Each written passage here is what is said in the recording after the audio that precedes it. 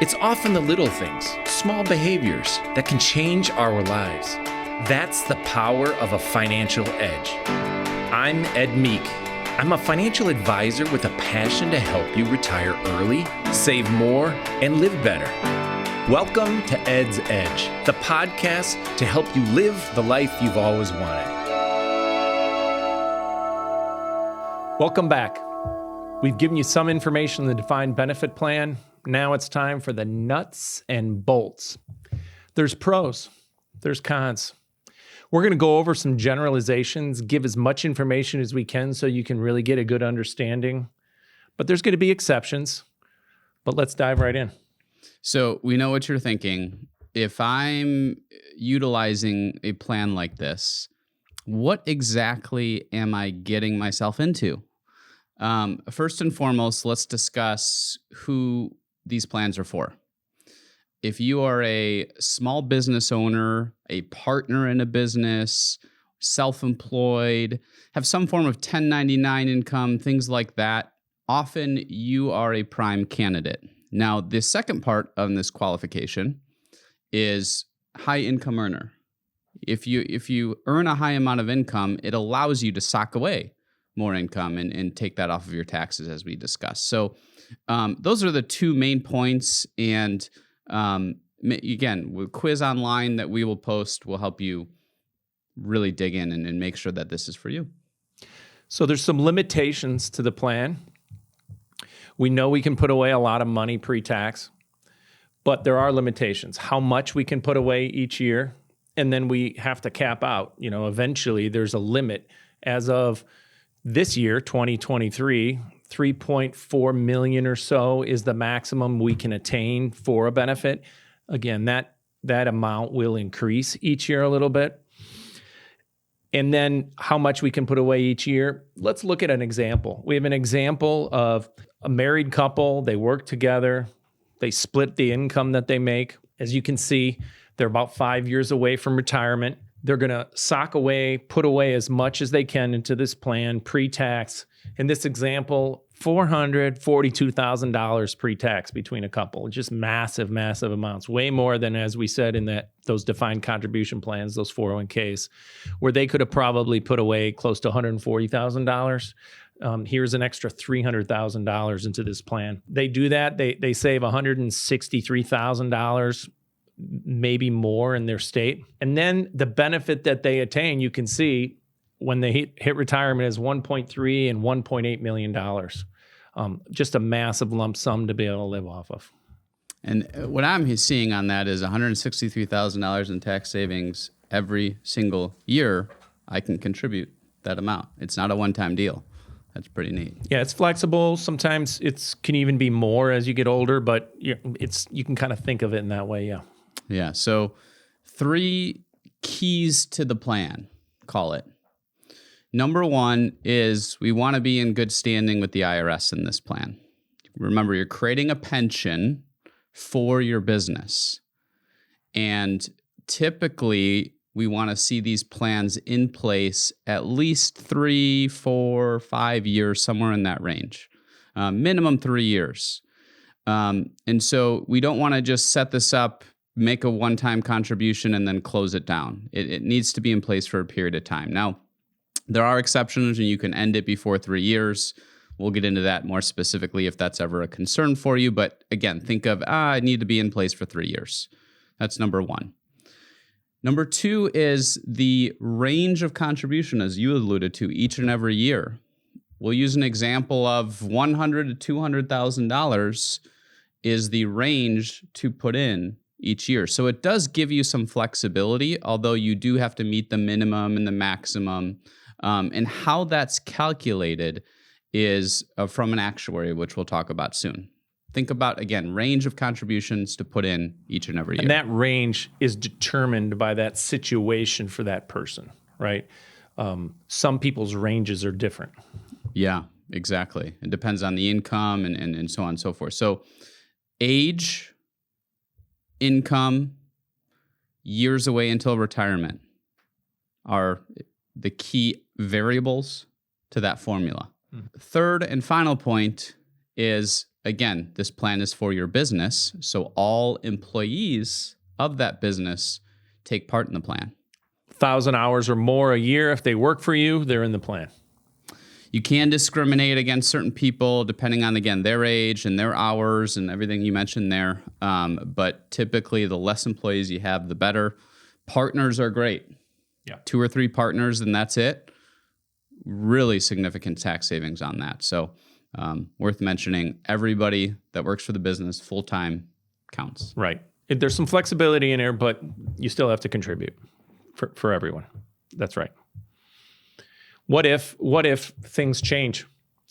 You can't contribute one year, or there's that range. Remember, I mentioned that the range could be in one person's situation $100,000 to $200,000. There's a difficult year, something happens.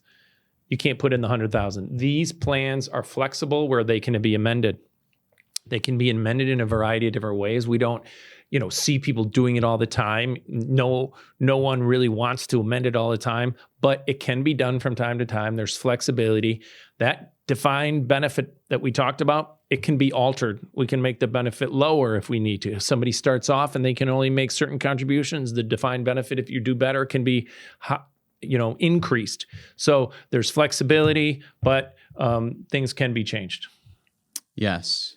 And so one of the common questions we are asked from the individuals that have set up this program with us is, how does it work logistically? Who's involved? It seems like there's a lot of moving parts potentially. How do we get down to the bottom of the players? And so let's talk about that. So there are 4 key players, we'll call it, in this plan. So first you have your accountant. Many of you, I'm sure, have one already. They are important in being on the same page with this plan, understanding how it works so you can get the right tax write-offs. Secondly is the actuary or the third-party administrator. They are very important in the plan to set everything up the right way, make sure you're in good standing with the IRS, so on and so forth. So third is the custodian. This is the company that holds the account of which the plan was created. Examples are Fidelity and Schwab.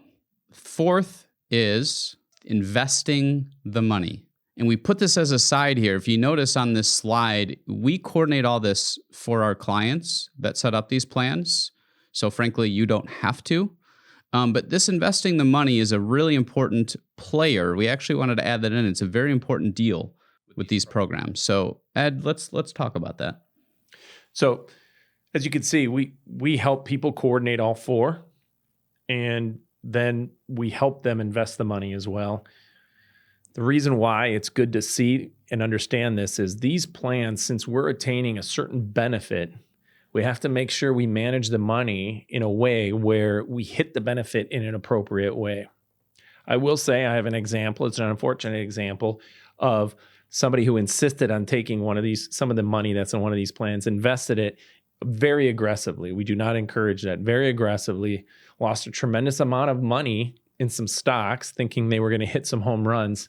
And now they have to make extra contributions into the plan. So the plan encourages us to make sure it's steadier. And that's what the plan is structured for. It's more moderate returns. And we can hit those returns a lot easier by investing in it a particular way. If you want to be aggressive, you probably have money in other investments. In fact, what we do is we work with clients and say, all right, let's look at your whole big picture. Whatever money's in this plan, we're going to manage it a certain way. And money that you have in other areas, we're going to manage that in a certain way. And that way, in the big picture, you have the right kind of asset mix. But super key to manage this to try to get steadier returns. Yeah, it's again, when I hear the word pension, security, stability. Yeah, that's right. That's what you're doing is you're creating that pension. So forgive me on this, me and my baseball nerdiness, we'll call it. We're not hitting home runs here. Singles and doubles are the goal. Yep, that's right. Single. Once in a while a double, but we just need singles. Yeah. That's correct. Yeah. All right. Costs associated with this plan. I'm sure that's a question on your mind. Let's go over that generally speaking, because we want to be very clear on what to expect if you use this type of program. So year 1 involves 2 factors: setting up the plan, and then the annual filing associated with the plan. That's done by our actuary. The year one is the highest cost you'll experience with the actuary. It's ranges between $3,000 and $4,000 as a fixed amount per year. Might be a little bit higher, might be a little bit lower, but ballpark figures $3,000 to $4,000. Mm-hmm. Then each and every year after that, $2,000 to $3,000 fixed amount from the actuary. Those are good numbers to kind of keep in mind. Like if you're looking at others, we have come across some people who pay much more than that, and that's an exorbitant amount if you're paying much more than that. The accountant cost, you pay him or her, who you pay, their standard fee. And then when we help invest the money, of course, it's a percentage rate associated with what we manage and making sure that this plan is in fact strategized properly. So there are some fees associated with this, and I know a lot of you might think, well, gosh, that can add up. But let's take a step back. So really what we want to do is when these plans are put in place, we got to compare these costs to all the tax savings. Example, you invest $200,000 in one of these plans, you're in the 37% bracket, that automatically gives you $74,000 in tax savings. Plus, if you're in a state, it's even more. But let's just say you're not in one of those states, $74,000 in tax savings. Then you have to pay $3,000, $4,000, $5,000, and just for an actuary to do this, that's a good trade-off. Now, if you have some employees, you might have to contribute to them. One example is I'd referenced in the other episode was that doctor. He contributes $15,000 to $20,000 a year. He gets about the same tax savings. So still massive, massive benefit. So even though there's costs, your tax savings are exorbitantly much, much better. Good trade-off. Well said. Well said. Yes. Cost in the absence of value is just cost. Right. But when you see the value associated with it, it's often a no-brainer. We've had so many clients tell us that, no-brainer. Yeah. I mean, the money you save then, and then the money you save when it's growing, it's just these exorbitant amount, very, very high dollar amounts that is worth paying the cost and the fee across the board in order to get all of that. Well, we hope you are at least minimally intrigued by this. And if so, again, we encourage you to go online, take a short quiz. It'll take you 2-3 minutes. It'll answer the questions you might have, which is, do I qualify? What does this mean?